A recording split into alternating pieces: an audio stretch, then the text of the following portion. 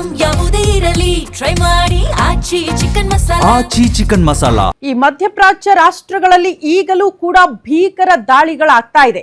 ಈ ದಾಳಿ ಸಂದರ್ಭದಲ್ಲಿ ಇರಾನ್ನಲ್ಲಿರುವಂತಹ ಪ್ರಮುಖ ತೈಲ ಘಟಕಗಳ ಮೇಲೆ ದಾಳಿ ಆಗಿತ್ತಲ್ಲ, ಹಾಗಾದ್ರೆ ನೆಕ್ಸ್ಟ್ ಟಾರ್ಗೆಟ್ ಏನು ಅನ್ನುವಂತಹ ಪ್ರಶ್ನೆಗೆ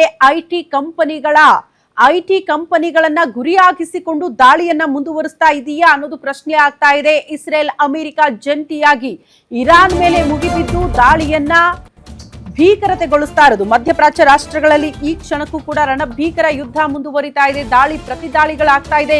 ತೈಲ ಘಟಕದ ಮೇಲೆ ದಾಳಿ ಆಯ್ತು. ನೆಕ್ಸ್ಟ್ ಟಾರ್ಗೆಟ್ ಬ್ಯಾಂಕ್ ಮತ್ತು ಐಟಿ ಕಂಪನಿಗಳ. ಟೆಹರಾನ್ನ ಬ್ಯಾಂಕ್ ಮೇಲೆ ಇಸ್ರೇಲ್ ಅಮೆರಿಕ ದಾಳಿಗೆ ಇರಾನ್ ಕೆಂಡ ಕಾರ್ತಾ ಇದೆಯಂತೆ. ಗೂಗಲ್ ಮೈಕ್ರೋಸಾಫ್ಟ್ ಮೇಲೆ ದಾಳಿಗೆ ಇರಾನ್ ಖಡಕ್ ವಾರ್ನಿಂಗ್ ಕೊಟ್ಟಿದೆ ಅನ್ನೋದರ ಡೀಟೇಲ್ಸ್. ಒಂದ್ ವೇಳೆ ದಾಳಿ ಆದ್ರೆ ಐಟಿ ಬ್ಯಾಂಕಿಂಗ್ ವಲಯದಲ್ಲೂ ಕೂಡ ಅತಿ ದೊಡ್ಡ ಆತಂಕ ಶುರುವಾಗುತ್ತೆ, ಅದರಲ್ಲಿ ಡೌಟ್ ಇಲ್ಲ ಅಂತ. ಪ್ರಮುಖವಾಗಿ ಐಟಿ ಕಂಪನಿಗಳು ಬ್ಯಾಂಕ್ಗಳನ್ನ ಟಾರ್ಗೆಟ್ ಮಾಡಿಕೊಂಡು ದಾಳಿ ಮಾಡ್ತಾ ಇರೋದಕ್ಕೆ ಇರಾನ್ ಈಗ ಕೆಂಡ ಕಾರ್ತಾ ಇರೋದು. ಹೌದು, ಪ್ರಮುಖ ಸ್ಥಳಗಳನ್ನ ಟಾರ್ಗೆಟ್ ಮಾಡಿಕೊಂಡು ದಾಳಿ ಮಾಡೋ ಮೂಲಕ ಇರಾನ್ನ ಎಚ್ಚರಿಸುವ ಪ್ರಯತ್ನವಾ? ನಿಮ್ಮ ಎಚ್ಚರಿಕೆ ಬೇರೆ ರೀತಿಯಲ್ಲಿ ಸಮಸ್ಯೆ ಆಗ್ತಾ ಇದೆ, ಬೇರೆ ರಾಷ್ಟ್ರಗಳಿಗೆ ಸಮಸ್ಯೆ ಆಗ್ತಾ ಇದೆ, ಹಂಗಾಗಿ ಅಮೆರಿಕ ಮೇಲೆ ಒತ್ತಡ ಕೂಡ ಜಾಸ್ತಿ ಆಗ್ತಾ ಇದೆ, ಈ ದಾಳಿ ಸರಿಯಲ್ಲ ಅಂತ.